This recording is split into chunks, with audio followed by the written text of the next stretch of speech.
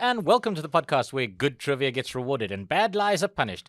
But will we catch the lies? This is What's the Fact. He won't catch my lies, that's for sure. My name's Ryan Witzel. This is Warren Robertson. Welcome to the show.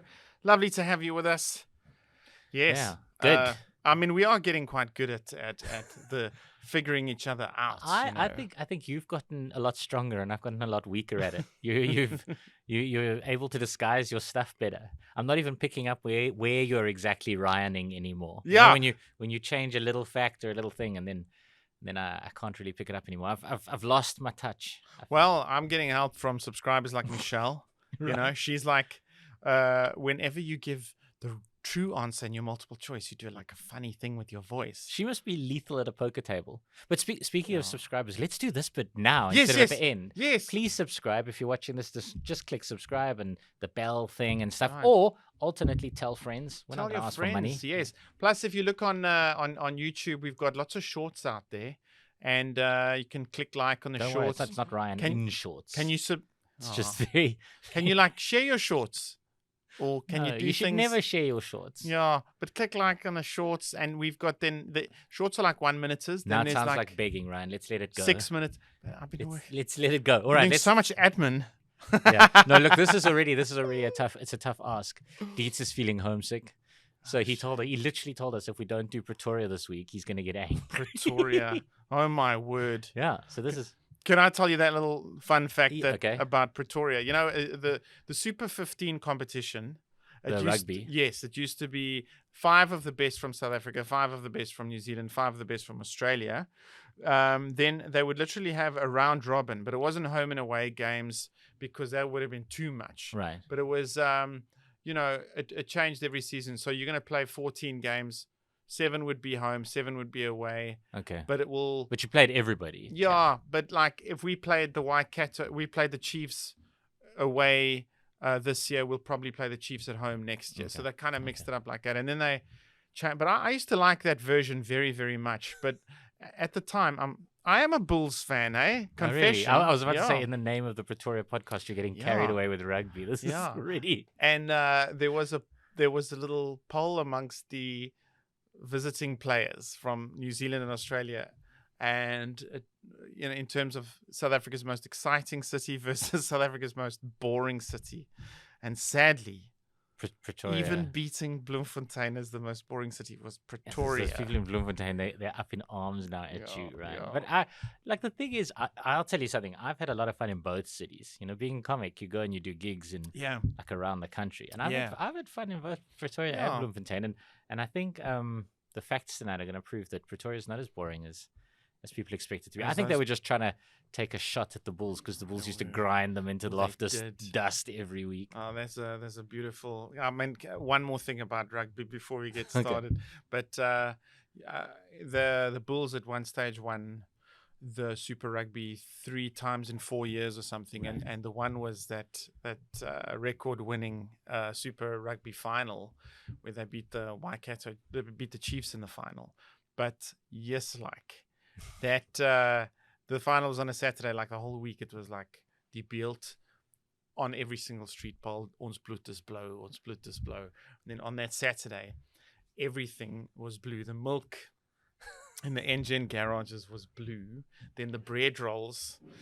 Oh, the bride, really? they used the blue dye on their bread rolls, and you could only get blue Energade and blue Powerade. Well, no wonder their blood is blue. They've got so much food coloring in their bodies.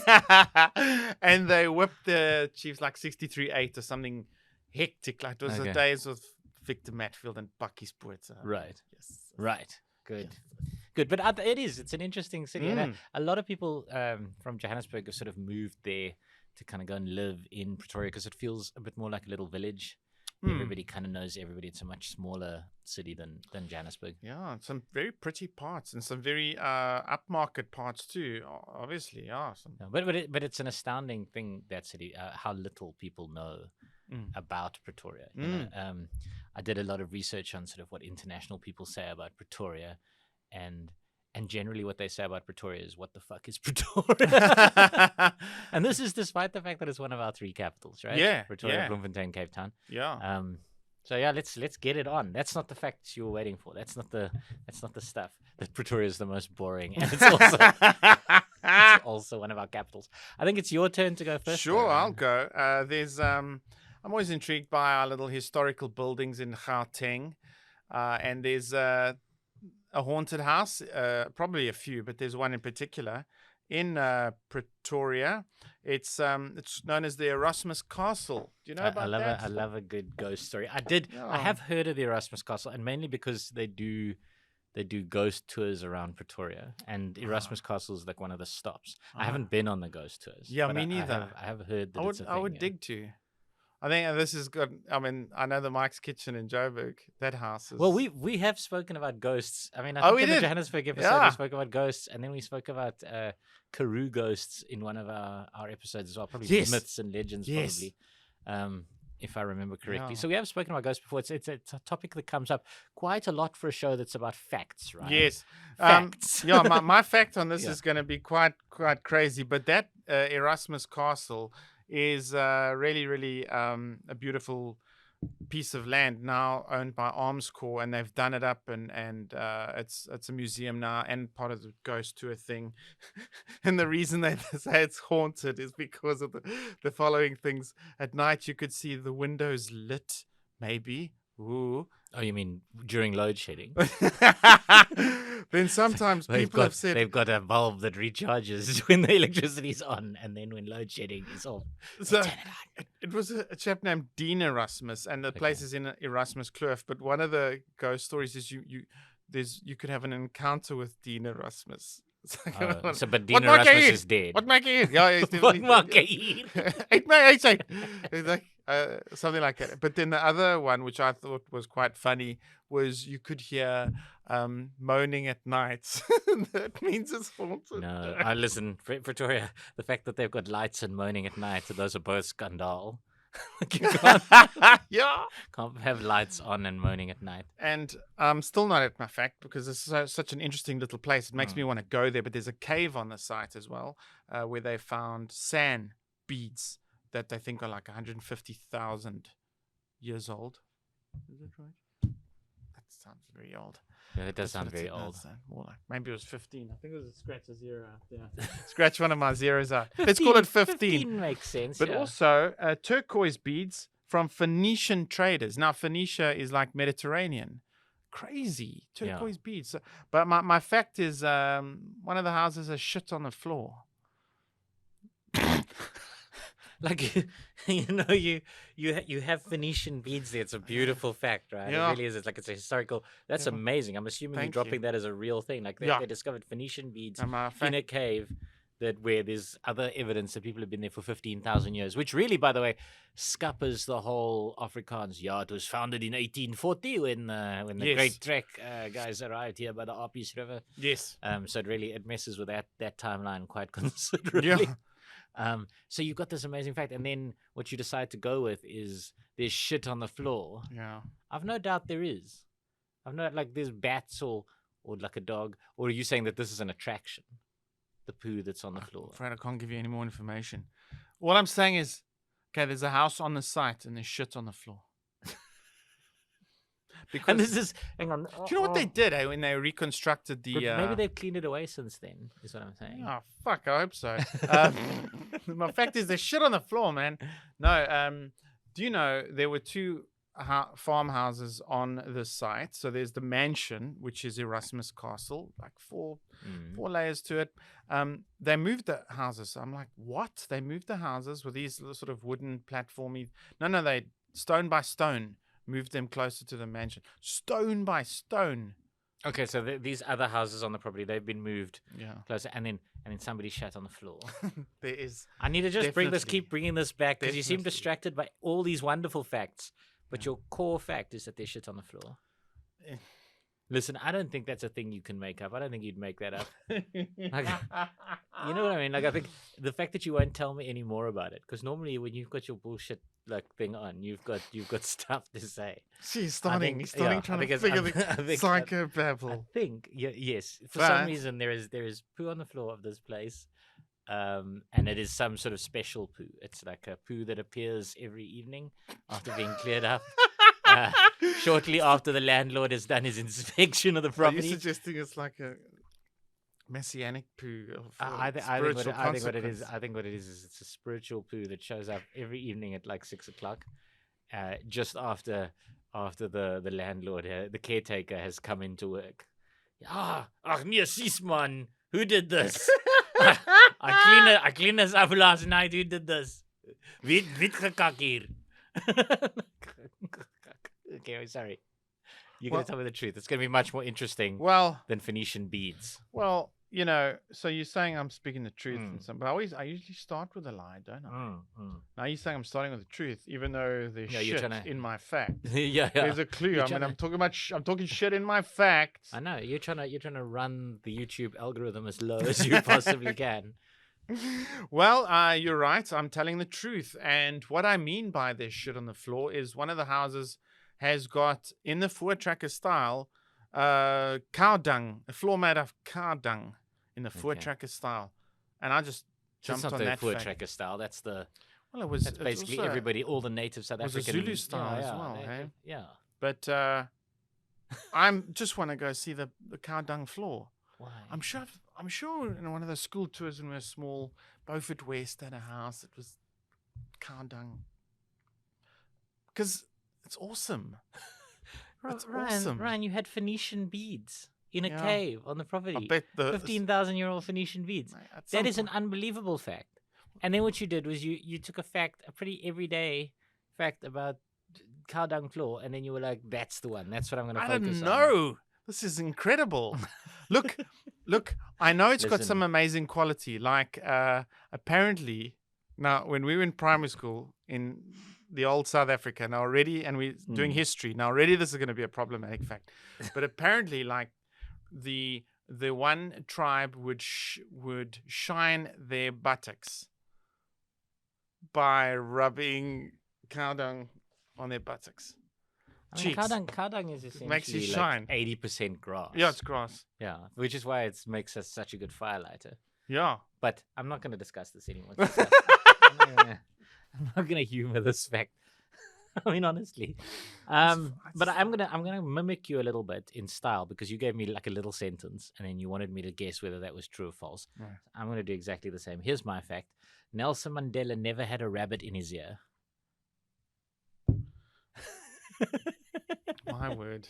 And I'm we not have gonna started give you, weird. yeah, and I'm not We- gonna give you we any more than started that. super weird. Yeah. Okay, did you mean rabbits?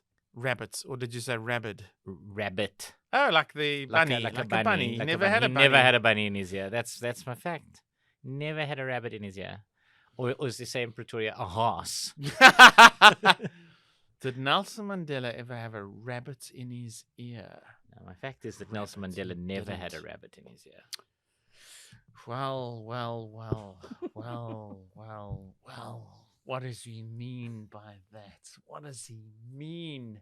Okay, the show's about Pretoria. Rabbits in his ear. We know there's that prison. Nelson Mandela didn't go to jail in Pretoria. He was there for a while Oh. he was awaiting trial. So- Awaiting trial, yeah, awaiting at trial Central. prisoners. Oh. Yeah. Okay, then he took office at the Union Buildings, and that was his office, and he would have lived in the presidential place where they live there. Taine's. It's a very nice Yeah. in Pretoria. Garden house. Is it? Yeah. But did he have a rabbit in his ear? I'm gonna have to say he didn't. He did- definitely didn't have a rabbit in his ear.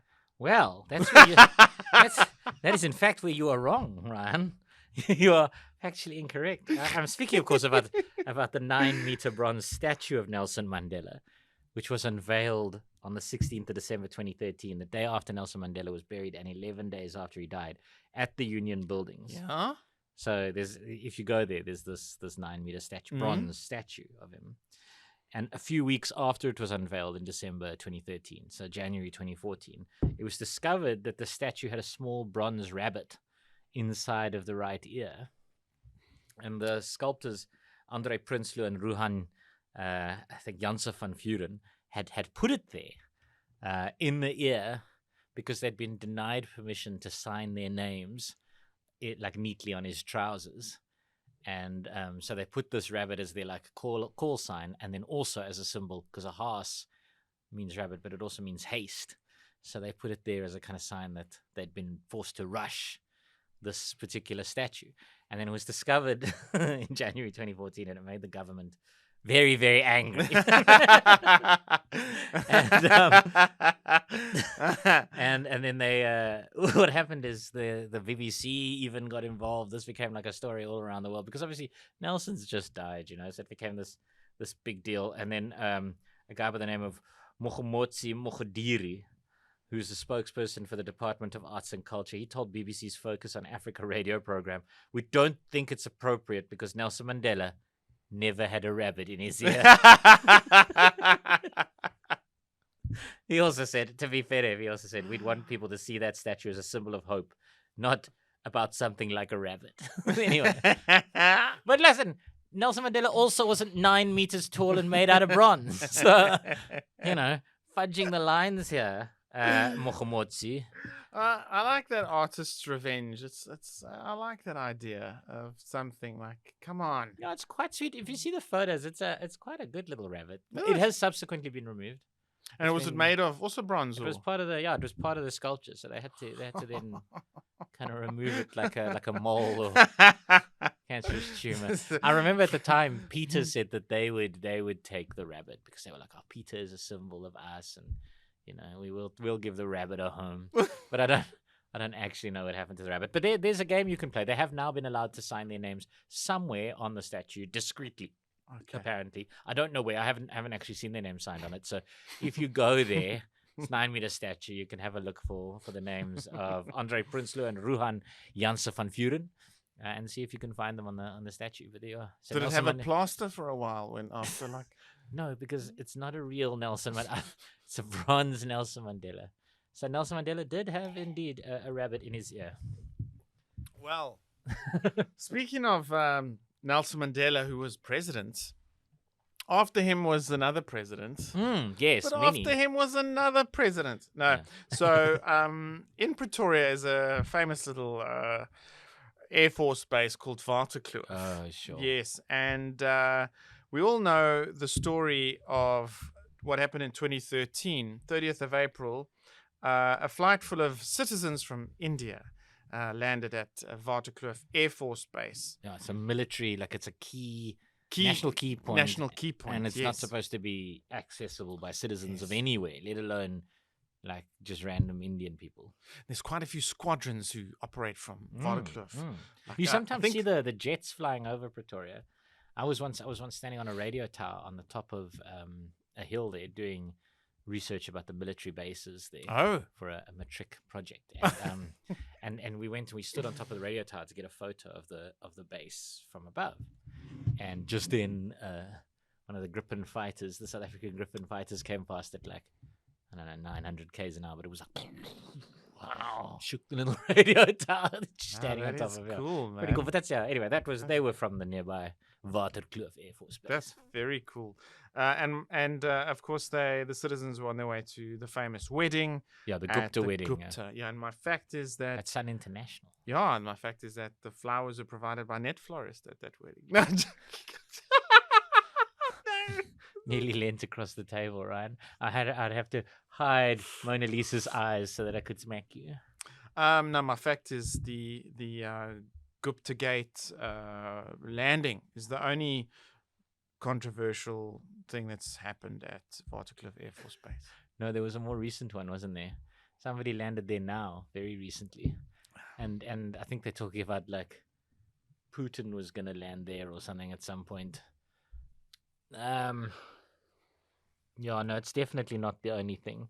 There's definitely because Waterkloof Air Force Base was put where it was because it's strategically important for defending Johannesburg and Pretoria from any kind of apartheid style uprising. Because it's kind of conveniently there in Centurion-ish. That's right. Just past Centurion, which is a nice little bit close to both. Yeah, and it's right on the kind of joint of the highways, and so you can really get about from the Waterkloof Air Force Base. So I wouldn't be surprised. A lot of cuck, eh? Yeah. If there was a war, you could drop bombs on all the highways, destroy them. Then where are you gonna go? Yeah, there's a lot of apartheid infrastructure. Infrastructure. It was influenced by, what do we do when when people hate us enough that they have an uprising? How do we stop them? How do we put them down? And Waterkloof Air Force Base's positioning is important from that perspective. So no, I'm not. It definitely wasn't the only controversial thing to happen at Waterkloof Air Force. Well, I can't believe well, okay, you're right.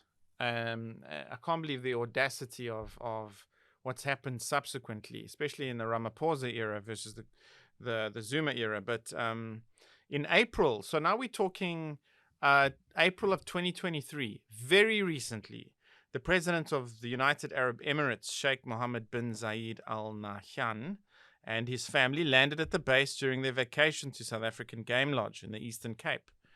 This resulted in comparisons with a Gupta landing. And it at was Waterkloof. I thought they'd built their own like airstrip in the Eastern Cape. No, they did. Yeah. Well, no. But this is another fact. So this could also be part of their. Yeah, but this is part of April 2023. This resulted in comparisons with the landing of the Gupta family members at the base 10 years before, whilst also closely following the unsuccessful. Yeah, because there was the unsuccessful extradition of the Guptas from the UAE, and this was after that. So it's a funny little political game going on here. No, and just today, the American ambassador said, "Oh no, South Africa definitely gave a Russian ship ammunition for the Russian war against Ukraine." In Simonstown, like a Russian ship showed up in Simonstown in the middle of the night, and then they got loaded up with ammunition. This is what the Americans are saying, and they left. The South African government is yet to comment. This is how now you can work out exactly what day this episode was. My filmed word! on, but yeah, and that's not all. It wasn't just the UAE, but in a month later, in May, a year after Russia's 2022 invasion of Ukraine, a US-sanctioned Russian transport plane landed at the airport carrying an unknown cargo. The landing further strained South African-United States relations by increasing American skepticism over South Africa's self-proclaimed neutral stance in the conflict. So there you are. Yeah. No, as South Africa is very much not neutral in any of this conflict, and there's a lot of reason for this. And as a country, we're divided on the issue very much.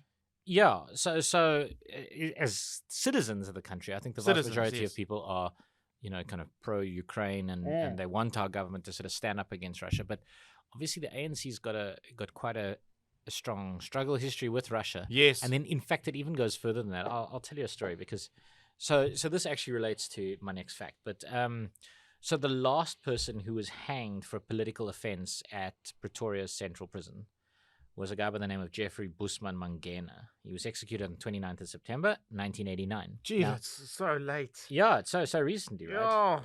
But he was a member of the ANC, and he'd been accused of murdering a school teacher who'd been an informant to the government. And as was kind of the culture at the time, the ANC would then appeal to international governments to tell the South African government, please don't execute people. It's not right. Don't execute these freedom fighters. It's not right. So they did that again with Jeffrey Mangena, and the UN actually got together and they had a vote. They were like, are we as the UN going to beg the South African government to spare this guy's life? And 148 countries voted that yes, they as the UN would beg the South African government to save his life, and 2 countries abstained. Good grief. And those 2 countries were Britain and America. Gee whiz. So America was clearly, a little, and Britain as well, clearly in the pocket of the South African government to a degree. Yes. if you're not prepared to stand up against that sort of thing. And in the end, Jeffrey Mangena was executed. He was, as I said, the last political prisoner executed at Pretoria Central. But I want to talk about the Pretoria prison a little bit because it's got quite a heavy reputation for executions. But my fact is that over the entirety of its history, Pretoria prison, which is actually like a combination of prisons, so it's Pretoria Prison, Pretoria Local, CMAX. They've only executed 87 people there. I mean, only. I say only. It was probably a big deal for those 87 people. But, Maybe you're right. The figure seems low, but capital punishment is still quite a big thing throughout history. It's like It's a big deal. And if you're going to pronounce upon it, then may God have mercy on your soul indeed. Right. And it's heavy. 87, hey? Yeah, and back in the day, the weapon of choice was hanging, eh? It was, yeah. Oh, my word.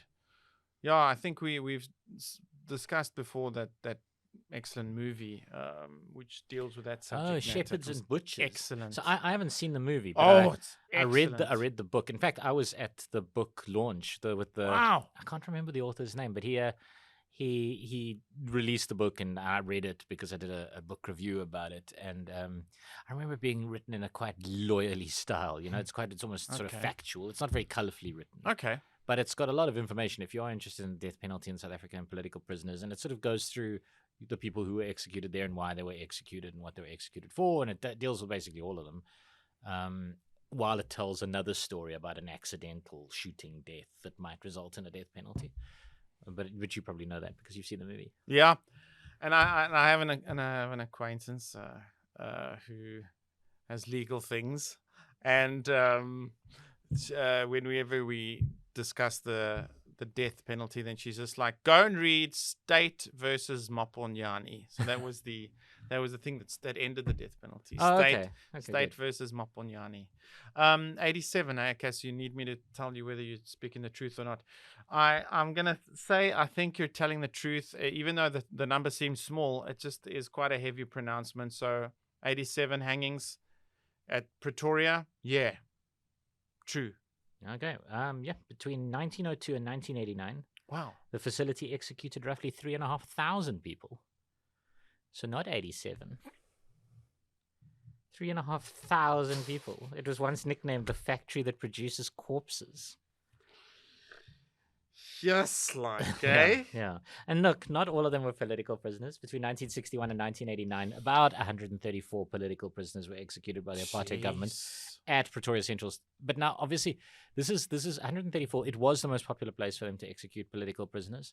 But there were other executions of political prisoners elsewhere. And then we must remember that not all the people who were executed by the state actually had a trial and went to the hangman's noose. They were sometimes put in the back of a car and then vanished somewhere. So we're just going to talk about the kind of the people that were executed there. It's a horrible place. You know, it on agreement with the ANC in about 1990, the government suspended all executions, and they brought it back in 1993. And really, yeah, I don't think they didn't actually execute anybody else, but officially we had it back in 1993, and it was only then, like, overturned in 1996. It was this big deal for the ANC to actually abolish the death penalty, and this is because of these 134 prisoners that died there. So I'm going to tell you what happened. The way that it worked was on the morning of your execution, you'd be woken up. The prisoners used to stay in a building called the Pot, and the gallows could hang up to 7 people at a time. So you think about, like, it is a factory that produces corpses. 7 people at a time is, you know, that's a machine. And they used to wake 7 guys up, 7:00 in the morning, and then they would handcuff them and lead them up 52 steps into the gallows room. And the gallows room was basically like an empty room they'd have these 2 railings on either side, and then in the middle was this wooden trap door. And they would shuffle the 7 guys in between these 2 railings, and the guys would know when to stop because there were white feet painted on the trap door. And then the hangman would come and he'd start from the back and he'd put a hood over the guy's head and tie a noose, hood, tie a noose, hood, tie a noose, and work his way forward. And as he was working his way forward, the guys could all see the cord telephone on the table that was there so that the president could phone in any pardons. So while they were kind of waiting, and it was very functionally done, you know. There's words written on the walls now because it's a bit of a museum where one of the warders says, some prisoners sang religious songs while they climbed the stairs. Some walked slowly and you needed to almost pull them up, but most walked the 52 steps briskly, and most of them did not say a single word. And another warder in an interview said, no matter how strong you are, you just want it to be over. The last part was almost unbearable. Prisoners tended to walk fast and nobody talks. So this is one of the things you may have heard Solomon Kalushi Mahlangu's last words. You know, he said, my blood will nourish the tree that will bear the fruits of freedom. Tell my people I love them. They must continue to fight. But actually, there was no last words. There was no facility for last words there. Those were the last words he said to his mother, which makes it even more like kind of horrifying. But yeah, it was very functional. Hang the hoods and the ropes, pull the lever. 7 guys are dead. Then they take the bodies down, and they hose them. They strip them off. They hose them down, take them to an autopsy table, put them in a coffin, and they get taken outside, waiting for the families to come and fetch them or come and witness the burial. Jeez. But yeah, it was very like, and you know, the bloodiest time for this thing was the 8th, 9th, and 10th of December, 1987. 7 people were executed each morning that month. So yeah, the Good 8th, Lord. 9th, and 10th of December. Yeah, and yeah, in the end, as I say, the numbers are startling. You know, from right at the beginning when they started, it was sort of 40 people a year up to 170 people, in any given year. 3,500 people that got executed there before they actually stopped this thing. Initially in 1996, they dismantled the whole thing. They dismantled the gallows. They took it all apart. But as I say, now they've put it up, and it's as a reminder, and it's a museum, and you can go and visit it. Yeah, and you can see the sort of the news articles. There's an interview with the hangman there. But yeah, wow, man, it's a rough place. And you know, I went to Kilmainham Jail in Dublin, which is where they used to shoot their political prisoners. Jeez, like and firing squad. Yeah, and some guys did their hunger strikes to death there and whatever. It's like a chilling kind of place that you know it leaves the building tainted basically forever. And yeah, there's we've got our own version of that. Yeah. But now it's still a functional prison. You know, it's named Kgosi Mampuru II now as a prison facility. It's named after the first guy who was executed there for being a political dissenter. Yeah, he was like a rebellious leader, a rebellious chief, who eventually got captured and executed there. But yeah, some of South Africa's worst criminals are housed there in the CMAX maximum security section, including Ananias Mate, the serial rapist and robber, Clive Darby Lewis, Dimitri Tsafendas, both of them assassins, obviously, Eugene de Kock, the commanding officer of the C10, the counterinsurgency unit. I think he might be out now, isn't he? Eugene de Kock. Yeah. Anyway, Janusz Walusz, you know, Chris Heine's assassin. Yeah. Moses Sitoli, serial killer and rapist. Radovan Krecha, was a Czech former billionaire and organized crime boss. Yeah. And for a while, Oscar Pistorius. He's been moved out, I think, to Attridgeville. But Oscar Pistorius was there as well. It was convenient because he lived in Pretoria, didn't he? He was in a but like Irene Village, you know, the nice part. His family doesn't afford to go to visit him. Man. Those of them he hasn't murdered. It's pretty interesting. I mean, the site of Canada's last ever hanging is now in Ottawa, is now a student accommodation place. Really? And and then I stayed there when I was 18, just for a weekend, in the student hostel. And I knew that I'd read up that the gallows are still there. And I didn't particularly look. Ottawa is a lovely city. You got to go and see the art galleries and the Houses of Parliament and all that. But the one night I was trying to find the loo. Isn't that in Paris? Yeah. Hey. And I opened the wrong door, and there it was, the rope hanging. Oh no! And there's a little light to make it look pretty spooky, and I go, fuck.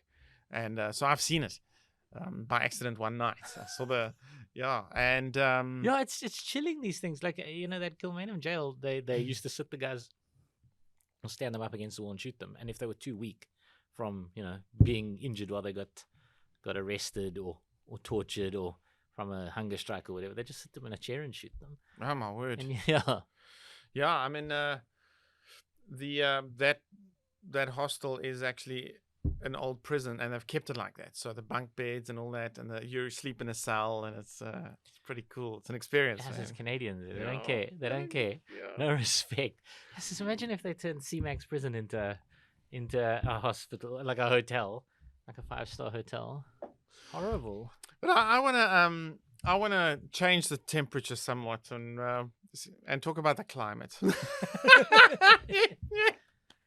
Yes. Congratulations, Ryan. Very good. No, it's because as former Gautengers, we know that Gauteng is the smallest province in South Africa, but the most populous, and Pretoria is not the most northern part of Pretoria is no more than an hour's drive from the most southern part of Joburg, or maybe an hour and Depends. Yeah, it 10. depends on what the traffic's like through the Oh, the gap oh, there yeah. into Pretoria North. And so it feels like one, which is why this fact is pretty fascinating to me. So Pretoria's altitude as high as Joburg, maybe a bit more.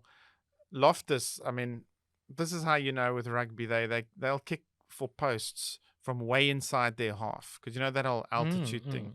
Whereas they'd never do that at Kings Park or at Newlands, but the whole dorp is in a bit of a valley, and it's surrounded by some Magaliesberg mountains, and that valley is very, very nice for fertile, and the mountains protected from some serious kind of cold winds and stuff like that. So a lovely little, but it's officially considered a subtropical climate, and that's my fact.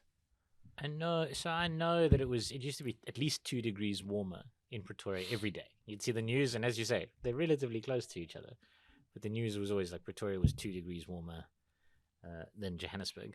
I'm not sure subtropical. It doesn't strike me as being subtropical, but yeah, I think it is, as you say, it is a protected area, and there's a lot of dams around there and plenty of water, which is obviously why people settled there so much, even prior to 1840. Was because there is a lot of water there. You know, the Fountains Valley, got called Fountains Valley because of the water. Okay. And the Harpies River. I think there's like 3 or 4 rivers running through Pretoria, and as I say, 4 dams. Henops is there in Centurion, hey? Yeah. Yuxkay, but that's the Henops River is called the Boerewors Curtain because you cross the Boerewors Curtain and you're in Pretoria. Yeah. Because Joburg is not subtropical. No, I don't think Pretoria is subtropical either, Ryan. I think this is some nonsense you've made up. I think it's nonsense. Okay, well, my source is nothing particularly amazing, but it is considered subtropical. Yeah. My source is just the internet and all of that stuff, but it's just the internet. But why I think it kind of, I've had the pleasure once of it was actually a Christmas party for when I was working at Red Pepper. We took a Rovos rail from the Pretoria station, not the central Pretoria, some little station, and you go north quite far, and you go for 2.5 hours, then it turns around, comes back, but it's an old train, and they serve snacks and stuff, and you walk up and down this lovely old train, have drinks at the bar. But you do notice, and it's very kind of bush felty. Then the terrain starts to change, but there is a lot of humidity in the air, and it doesn't surprise me that you are going toward that Tropic of Capricorn thing, slightly, but it's considered subtropical. Well, there we are. It's an odd thing. I did not know that. I did not know that. I know Limpopo. I mean, if you've been to places like I don't know what Louis Trichardt is called today. Kloof kind of is areas. it? No. I'm saying Kloof is yeah. like. I mean, Venda and Louis Trichardt back then, which is before Messina. It's a very northern town. Very it's like a different world, they grow man. Avocados and things like that. Crazy. Beautiful. But that's some miles away from Pretoria. It is. All right, let's. I'm gonna take this to. Do you remember an advert on? I think it used to be on the TV, but it was definitely on the radio, where there'd be somebody saying, "Waar is die Uniegebou? Naby die 224."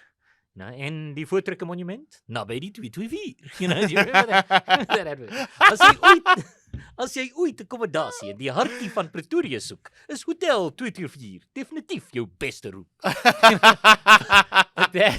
That advert used to start with a woman singing, "We are marching to Pretoria. We are marching to Pretoria," right? And comedian Mel Siebrachen, who's basically one of the smartest people I know, he tells me that song in the commercial is sung by a woman by the name of Suzette Elof, whose husband, Teens Elof, is the former vice-chancellor of PUC and one of the Afrikaners who met with the ANC in Dakar in the 1980s. But that wasn't what I asked. Wasn't what I asked Mel. He just knew. I asked him who sang the song, and he just knew all this bonus stuff. So I thought I would credit him. But my fact is, the opening lines of that song, Marching to Pretoria, was an inspiration for the Beatles, who turned it into the opening for I Am the Walrus. Oh, wow. Well, I love that music fact, eh? Beatles. Yeah.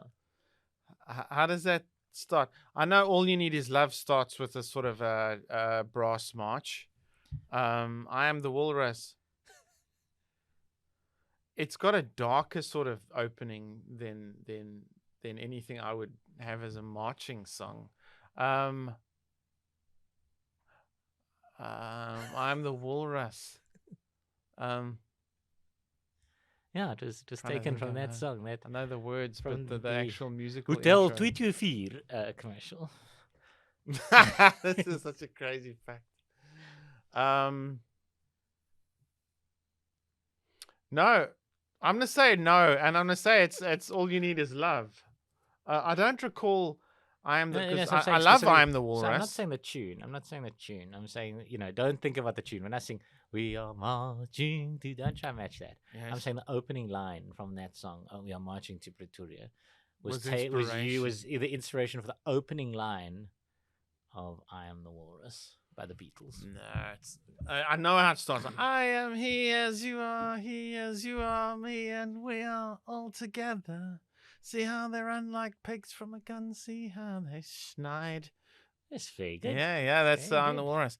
No, I can't see how that's gonna work. Some weird fact you're conjuring up there, but I know I'm gonna say no. No. We Are Marching to Pretoria was not the inspiration for the opening of I Am the Walrus. Are you sure, though? Yeah. You seem pretty confident. You don't want to take it back. You want to phone a friend. Phone Melty Bar. You'll know. The thing is, John Lennon denied it, but pretty much everyone else acknowledges that it is in fact the case. That it has, the song's opening line, Marching to Pretoria. So this, as you say, the I am the walrus. The opening line is, I am he, as you are me, and we are all together. Yes. Yeah. And the Marching to Pretoria, the lyric is, I'm with you and you're with me, and we are all together. Yeah. I mean, there's no doubt it's there. So hang on. So let me tell you how it got in John Lennon's head. Let me tell you how this actually happened. So firstly, it's a song where its origin is not really determined. We can't really be 100% certain where it came from, but it was a marching song, and it seems to have originated during the Anglo-Boer War, 1899 to 1902, the first, the South African War, as it's now known. Yes. And it seems to have been sung in Afrikaans by the Afrikaners and in English by the English. Jeez. There's some kind of record of it having been sung in Afrikaans after the Union of 1910 as an accompaniment to those annual Trek celebrations that they used to have. And then, meanwhile, Lord Robert Baden-Powell was popularizing it as a scout song in English with the scout troops, because the story goes amongst the Scouting Association was that this is the song that his men sang as they exited Mafeking, marching to Pretoria. Right. And then he made it, so it's a scout song. So Americans know it as a song they get taught as children, as like a folk song. And there's a lot of, if you go on the internet, there's a lot of Americans going, what is Pretoria? So they sing it, we are the little scouts. Yeah. So they sing, we are marching to Pretoria. And they sort of say, like, what the fuck is Pretoria? They all know it as this kind of bizarre children's song. But now here's how I believe, I've done quite a lot of research on this, and here's how I believe it kind of got to them. So that's it becomes this folk song through Lord Baden-Powell and through these reenactment kind of celebrations. And then a guy by the name of Joseph Marais, that was his stage name, and his Dutch wife, Miranda, starts singing this song on albums that they made. Marais was a singer-songwriter who left South Africa in the 1920s to study violin in Europe. And he settled in London, and he toured as a concert violinist. And when they kind of made recording of LPs popular, of records popular, he decided he was going to get in on this. So he started playing South African folk songs in Afrikaans on recordings and selling them in South Africa, and they became wildly popular. Jeez. Then he met his wife, and then the BBC came to him and was like, "Listen, would you make these English? Would you put these down in English and then and sell them here?" So in 1945, he started singing with Miranda, and in 1946, they released their first collection of South African South African folk songs. And this one, Marching to Pretoria, appeared on their album Joseph and Miranda Revisit the South African Veld, which Decca released it. They still release a lot of classical music. They don't have an official release date on their site for when this was released. But the first one was 1946, so this one must have been about 1948, 1949, because it was popular in the early 50s, this whole album. In fact, it became so popular that American artists started covering a lot of the songs. A song by the name of Sugar Bush was covered by Doris Day and Frankie Lane. Around the Corner, beneath the berry tree, was covered by Joe Stafford. And Marses Passes was covered by Doris Day and Johnny Ray. Oh, wow. And this song, We Are Marching to Pretoria, was covered by two bands, the Weavers and the Highwaymen, the latter of whom played it on the Ed Sullivan Show. So this is... They played We Are Marching to Pretoria on the Ed Sullivan Show. So this song, this bizarre song that we don't really know where it comes from, and is kind of a South African folk song, yes, is all over America. Americans know it. That is crazy. But they don't know where Pretoria is. Wonderful. They don't know what the song's about. But yes, it's a true story. And then, as I say, the Beatles, the official Beatles site acknowledges that the first line came from this particular thing. John Lennon denied it, but the rest of the Beatles basically, it does. And I love how artists are so like sheepish about the inspiration of their song. Like people say it's definitely that thing that he's talking about, and he'll go, "No, it was just the sort of thing that jumped in my head the one day." Yeah, you know. But it's, I think, because part of it is that whole art interpretation about I can say what it means, you can say what it means, but what does it mean to the listener? And that's a beautiful thing. But sometimes we want to know, are you talking about that thing? Yeah. And man, I love that fact, man. And I love that basically everybody just overruled John Lennon and went, "No, it isn't." And they all went, "Yes, it fucking is." Oh. Yes, it fucking is. It's about marching to Pretoria, if you ask me. It was, John. It is about marching to Pretoria. I don't even know where Pretoria is.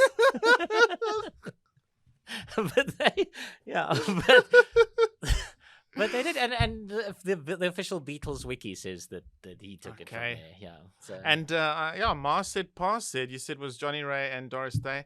There's a song of theirs which is one of my favorite of all time. It is so charming, called "That Away This Away." Huh. So they clearly like the songs with the Marses Passes, that way, this way. This is the speaking of Marses, your mom just called. Yeah, it's about Mother's Day lunch. Oh, I see. Yeah. I see. So now you've got another clue as to when this was possibly recorded. I'm gonna have to. I'll send a message. Yes, you may have to just tell her. Call you later. Can I call you later? There you are. She's gonna be pissed off because it's Spinnelanders now. It's see. Spinnelanders later, which is a Pretoria show. Jeez. And that's my next fact. Joking. Yeah, good. Anyway, so there you are. That's lovely. I'm glad. Like, I'm such a proudly South African oak that I'm glad our song is out there, even if the oaks don't know where Pretoria is. It's like, I know it's quite strange to me thinking about these American children learning this song at their scouts and their Girl Guides and not having a fucking clue what it's about. Where are we going? We don't know. There's one theory that the music for it is based on a song called "Marching Through Georgia," which was a Civil War march.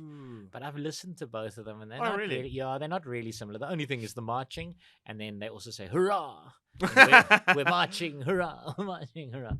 But otherwise, the tune and things are quite different. I mean, it's a long, long way to Tipperary. Is I guess another. Is that a place in Ireland? Yes. Sounds like an Irish name, but people have sung that song. And where the hell is Tipperary? Yeah, so that's a World War II one. Yeah, is it? I think it's World War II. Yeah, although Ireland wasn't really a place that was fought. So maybe it's World War One. I don't know. Unless they just sang the song about Tipperary. Maybe it had nothing. To the sweetest girl I know. That's all that really matters. Maybe she's got an Irish girlfriend. Man, that's a lovely, juicy fact. That really is. Now, Pretoria, on a serious note, is the South Africa, for some reason, thought it'd be wise to have three capitals. So we had the legislative one, which was Cape Town. The administrative one was Pretoria. And there was even a judicial one, Bloemfontein. Yeah, that's why the big courts are in Bloemfontein. Yeah, but now there's even Joburg's in there with something. I think they're like a constitutional capital. Well, I think it's because we've got the constitutional court. Yeah, so they've given us some sort of.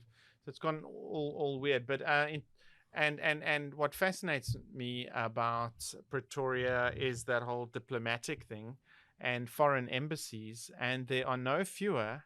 So I think if you drive through Hatfield, you'll notice it everywhere, and it's such a almost a romantic version of life that you're like a foreign diplomat in a foreign country, and then there's if all the embassies are close together, then they all send their kids to the same private school, and there's all this like like a whole weird community of foreigners in a small area of a city or even a town. And Pretoria's got no fewer than 86 embassies and high commissions. That's my fact. It's only 86. I mean, I know that there's some. Look, I know there's some in Johannesburg, regardless of the fact that Pretoria is, the capital. And I think the American one is in Johannesburg. I think even Cape Town has got some like presence of an official diplomatic presence of. Yeah, but that might be like a second establishment. Now, I'd be surprised if it's only 86. I would think we would have to have a lot more. There are vastly more countries. More countries. What's wrong with us? Other 120 countries. But skeptical of all these weird planes landing at our national key points. Yeah, why won't you send your people to Pretoria? Is it that boring? No, I would have to think it's got to be more than 86. But, surely you wouldn't lie by like 50 or 60, would you? How many is it, Ryan? I absolutely lied by 50. Is that how many it's 134 if you must. It's 134. I was so impressed by that number. That's the official stat. There's 134 embassies and high commissions in Pretoria. Right. And I mean, and then as we say, some of them are in Johannesburg. Like the American one is in Johannesburg. It's right opposite Sandton City there. Okay. Yeah, in the heart of Sandton in Johannesburg. So they always got to be different. Yeah, I did a comedy gig there once. At the US High Commission. It's a serious business there. Because really? You go through security checkpoints like nobody's business, and there's Marines in their uniforms with their rifles standing at each door. Yikes! Open the doors for you. These huge, heavy, bulletproof, bomb-proof doors, big, thick walls. Oh, dude, it's the Sandton, man. Come on. Yeah, come on, doll. But there must be so much bulletproof armor. Yeah. Oh, rugged military men. But you never see these rugged military men out and about in like the Wimpy. No, it's not a thing. Yeah. But so then you go through. Literally, I think I so sign in to be approved. That if you're on the embassy grounds, you're literally in another country because that's like kind of how it is. Yeah. That's how you can escape persecution by your state. Flee to another state, Julian Assange style, and then live there for months until they get sick of you and allow the police to come take you away. Please, America, I haven't paid my speeding fine. They want to come take me away. Please, America, open. No, come on, go to Sandton City. Go back to Sandton City. No, please. You have to find like Uganda. Yeah, they'd let you in. Yeah.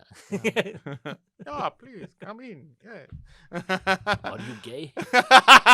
No. Gay. I wonder if they play all those songs like at the American embassy. They come into America. Yeah. That's what it's like. A bald eagle as you go in. A bald eagle. Flags waving, fireworks. Yeah. You have to sign that you accept freedom, and then you immediately get given an AR-15 to carry about the premises with you. What was that song from West Side Story? Coming to America. Yeah, maybe that's part of the application process. Sign this thing. Here's your AR-15. Go in there. There's a schoolroom full of children. You have to gun them down, and then you get your citizenship. Who was America's first president? George Washington. Are you willing to gun down fellow patriots in a restaurant? Yes, I am. Yes, I am.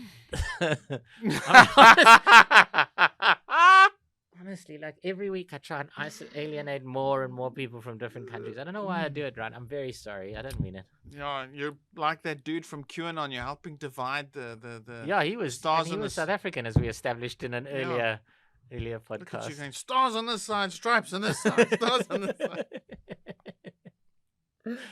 Listen, they've come to the right place. They don't want to be divided. South Africa, we're very good at that. Mm. Amazing at dividing the people up. Mm.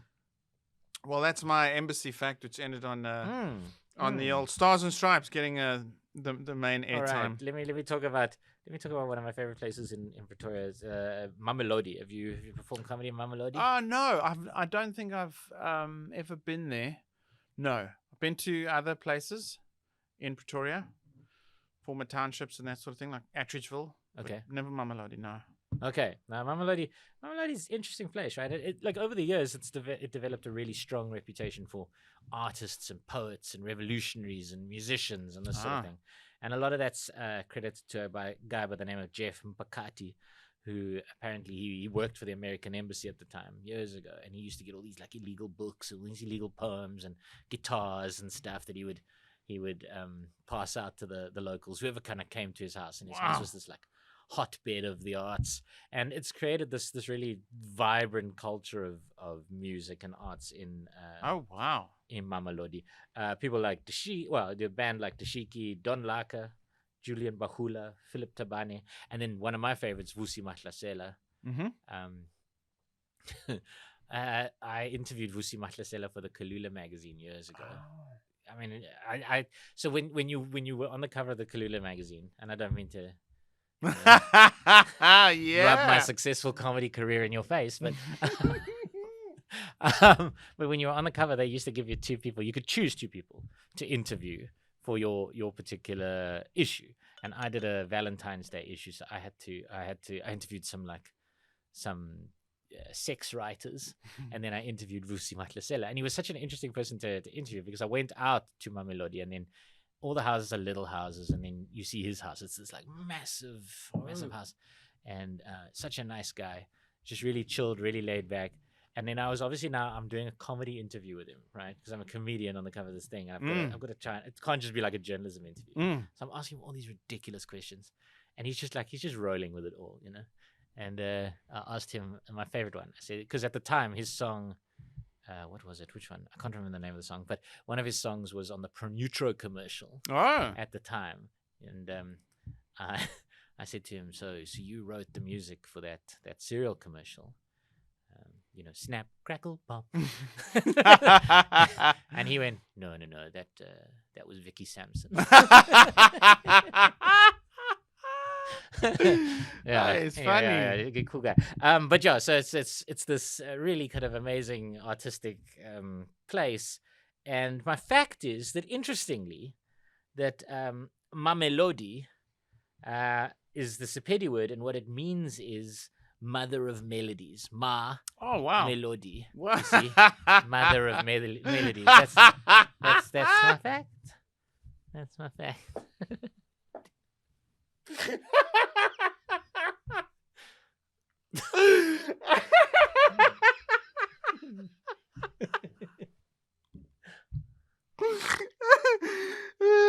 No, I'm laughing, folks, because that is clearly bullshit.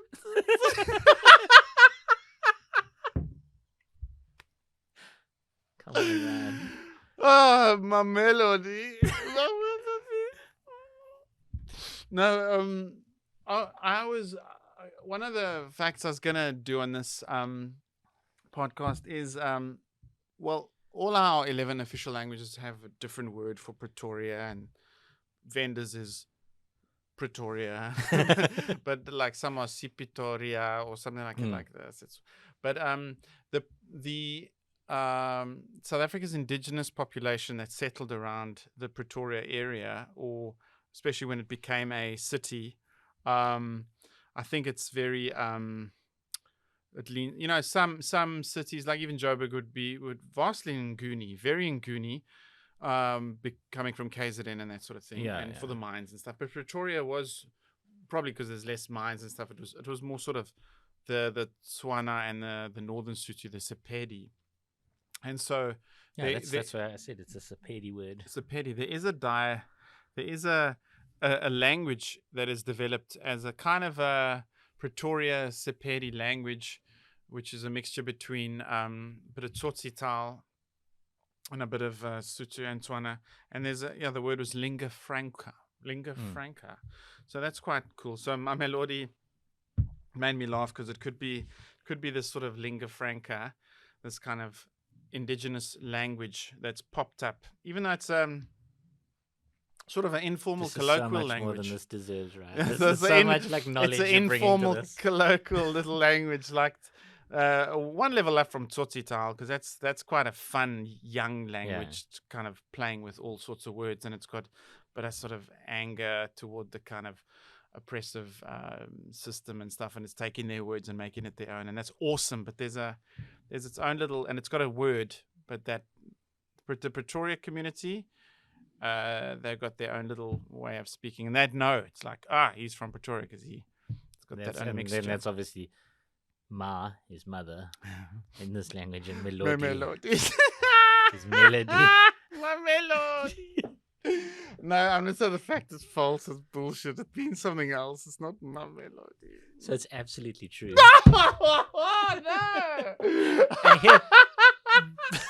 But here's the bit that is bullshit, right? Which is so wonderful. This is the bit that is so It's not so Sepedi. wonderful. No, it is. So that whole thing that I told you is absolutely true. But what happened is they were going to call it Vlakfontein, the government. Right. And then the mayor of the time, his name was Heskia Matiba Pichi. He, in 1962, said to the government, no, we must call it Mamelodi, because the former Transvaal Republic president, Paul Kruger, was known in these parts for spending his time here on his farm in this area. And he used to whistle a lot, and he was known for the beauty of his melodies, and we used to call him Mamelodi, and so he's the and so that's why you should name it after him. And the government fell for it, and they named it that. But for a long time, because the government believed the story, that was the propaganda around it and everything. But they clearly didn't think about it. Why would they call Paul Kruger the mother of melodies? Obviously madness, like this guy was clearly lying to them, Hisika, and now the people of Mamelodi have spent a long time trying to distance themselves from that whole Paul Kruger association. Yes. But obviously, like if you just spend a little bit of time thinking about it, this dude was clearly just like, please don't let us live in a shit place called Vlakfontein. Yeah, like let's us name it something cool. Let's make this like. And apparently, by all accounts, in the early days of Mamelodi, it was very much like people from all over who kind of helped and supported each other and built a real proper community, vibrant community there. And I reckon that this Hisika Pichi envisioned that kind of cheeky bullshit, like to trick the government of the era to change the name is name changes and that sort of things. They matter. Even. Going back centuries, religious and spiritual connotations. If someone converts to Islam, they change the name, and and the new name matters. And I'm glad they made it their own, man. Yeah, and they sold it to the government. The government swallowed it hook, line, and sinker. They thought, that's lekker, hey. Yeah. They're gonna name this place after Paul Kruger. What a good idea! Why didn't we name it after Paul Kruger? There'll be another Kruger's store. Yeah. Yeah. Yes, like now, we go away and make up our own facts, and then we come here. And this is why what's beautiful is multiple choice time. Oh, yeah. And mine is also about Mamelodi, and specifically about that glorious soccer team, the most celebrated Sundowns soccer team in the country. Now, I'm a Kaizer Chiefs fan ever since I was a little boy. I was big into soccer, and one of my mother's merchandisers for INJ was a big fan of soccer and was kind of on the brink of maybe playing for them, Kaizer Chiefs. So we were like, wow, so we'd watch the games and stuff. Of course, Soweto's got three major teams: Morocco Swallows, Orlando Pirates, and Kaizer Chiefs, which is very unique in the world, But man, nothing in the professional era in the last 25 years touches Mamelodi Sundowns. They've won the PSL 13 times, and it's only been going since the new, same as the British one. There was like a new thing in in the mid 90s, and they won it 13 times. Then the old thing that even won 3 times, and they only sort of formed in 85, and then they almost went into liquidation, and someone revived them, and of course around about, I got my dates, but I'll just make sure. But like about 2008, Patrice Motsepe bought them, and man, they're the trendsetters for South African soccer. They really, really are extraordinary. And which of these? I'm loving what's been going on here. The entire podcast, the curtain keeps coming off the wall, and then Matt comes out with another half a roll of tape and tries to stick it on the wall, and then he's got faith in that the gaffer tape. Right? That's right. Yeah. He's Oh got no, faith in it. he really shouldn't. There's literally four rolls of tape trying to tape this kid to the. Peter's gonna like, why are we spending so much money on gaffer tape this month? Well, do you want a red curtain up or not? Anyway, sorry. Yes. What is your... which of, here's it. Here is Mamelodi Sundowns fact time. Which of these is not a nickname of Mamelodi Sundowns? Oh my word! I Oh, can't believe man. this is And your question. Okay. There's 5 of them, and one of them is not. So we've got Cabo Yellow. Cabo Yellow. That's so cool. Shoe Shine and Piano. We've got Ishibobo Boys. Then we've got Masandawana, and Brazilians. So Brazilians and I think Masandwana are ones. I think so. Brazilians are definitely because of the colors they wear, right? So that's definitely them. The yellow one, I'm gonna go with that. The one that doesn't make sense is the Shoe Shine and Piano one, because I'm pretty sure that's black and white, right? That's got to be an Orlando Pirates name. It's got to be. I mean, unless it's about how fancy they are and how much money they've got. But yeah. But I'm gonna go. That's the one. That's Shoe Shine and Piano is the one. Yeah. All right. So you're right about Cabo Yellow. I tried to find the translation on the internet, but the exact one, but I couldn't find. But obviously yellow because their kit's yellow. Brazilians, you're absolutely right. When they kind of thought strong about brand in the late 80s, they literally matched their kit to be that of the Brazil national soccer team, and they nicknamed the Brazilians. It's very, very cool. Then Masandawana, also couldn't find a translation on the internet, but yes, that's the nickname, Masandawana. Supersport United, I used to know, they're from Attridgeville, so those are the 2 big Pretoria teams, and they are called Masatsansa. So you got Masandawana versus Masatsansa, the Pretoria derby. And a style of football that they've always tried to emulate, at kind of these short little passes and little twinkle toe football, very attacking, but definitely short passes and then an occasional cross. But these short, quick passes is something they try and emulate, even in the academies today with the Women's League and the Youth League. And its nickname, and the Mamelodi Sundowns nickname, is in fact Shoe Shine and Piano. It's their style. The one I nailed you with was the Ishibobo Boys. That's not really, it's just a style of footy. I was about to say, it sounded so generic. I was sort of like, Ishibobo it could Boys. be, it could be. It sounded so generic to me. But what's interesting about your question, the most interesting thing about your question is that my question is also about nicknames. Oh wow! Bizarrely, but oh wow! Yeah. I've never seen Sundowns play before. I've gone and I used to go and watch. I must go watch them live. I used to go and watch Wits University play quite a lot. Yes. And you, this lad, let me tell you about him. He was basically a semi-scholarship studying at Wits University, doing journalism.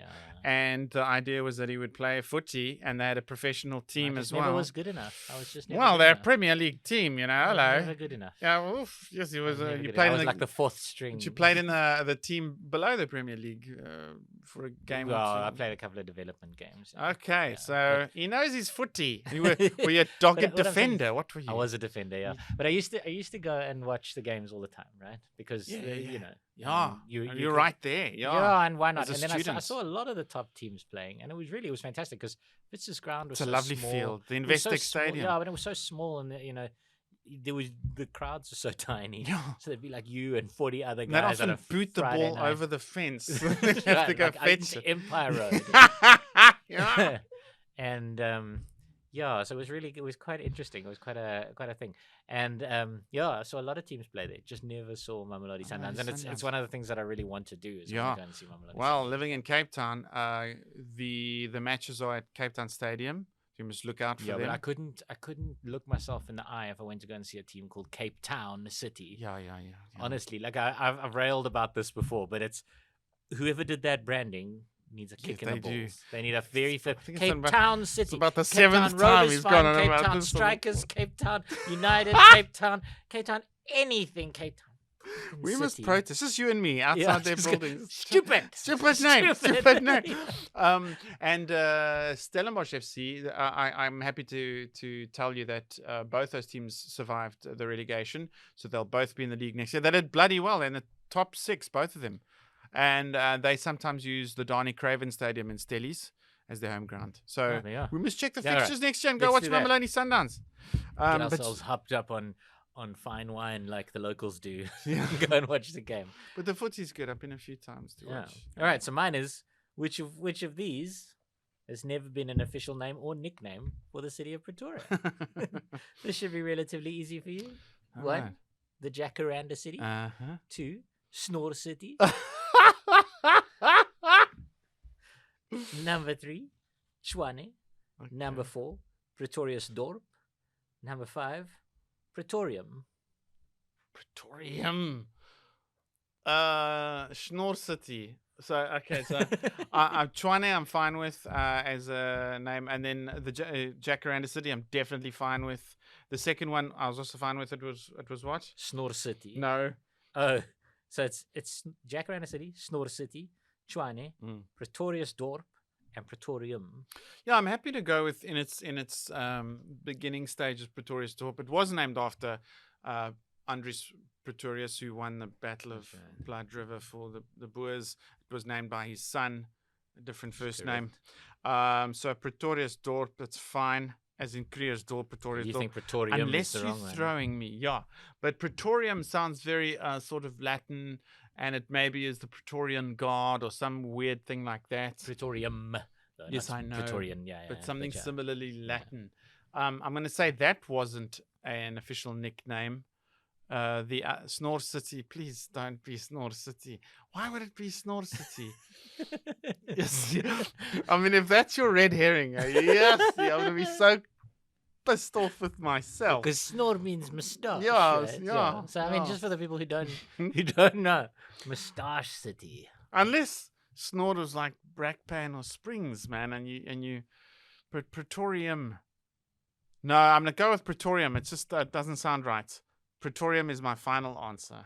Okay, you are correct. And wow. Yeah, so Pretorius Dorp, Pretorium, and Pretoria Stad were all early names for the city. They never became actual names of the city. But yes. People used to still sometimes refer to Pretoria as Pretorius Dorp anyway in the early days. Yes. Because it was more of a town than like a city. So that was a kind of informal nickname early on. But Pretorium was proposed as the name of the city instead of Pretoria. Wow. It just was never actually an official name or a nickname. Okay.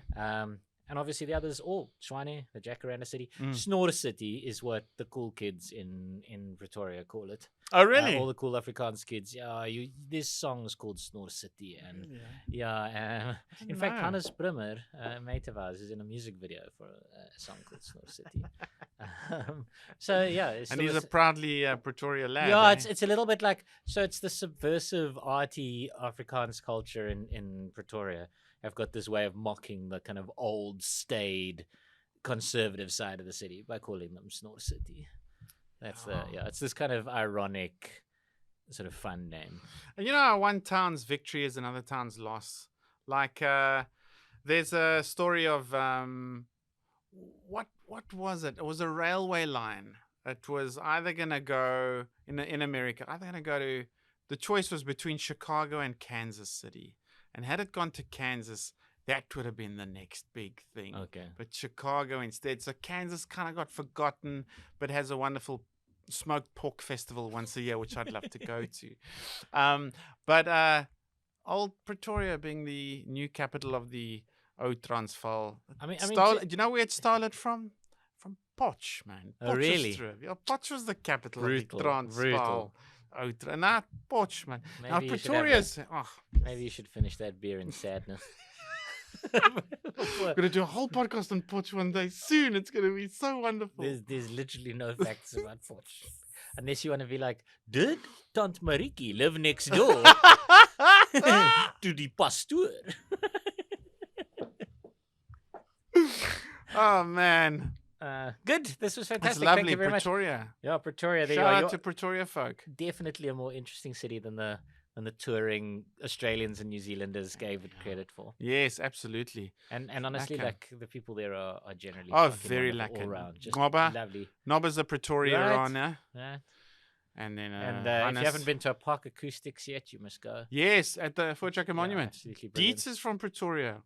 Shout Oh, out. yeah, that's why we have to say nice things about it. Otherwise, he puts penises on our faces. Here's a fun on the fact before we leave. My granny always told me, I grew up in V-Town, born in Vereeniging, but she said, no, she was from Pretoria, from a place called Roberts Heights. And I've always checked the maps. I can't find it. It's Voortrekker Monument. Yes, it's now Voortrekker Heights. In fact, now they want to It's got change a it new as well name. to Tabane Heights or something. But yeah, and it's because my Jewish granny married a military man, and they said that was a military base, Roberts Heights. Yeah, And then, Roberts Heights, and then it became the Voortrekker Monument Hill, the Voortrekker Hill, and then and then my granny went to Pretoria Girls. So there's a bit of a connection there as well. yeah. You see, you almost didn't tell us that juicy fact about you, Ryan. Yeah. Leave a comment if you're from Pretoria. Tell us what your favorite thing about your city is.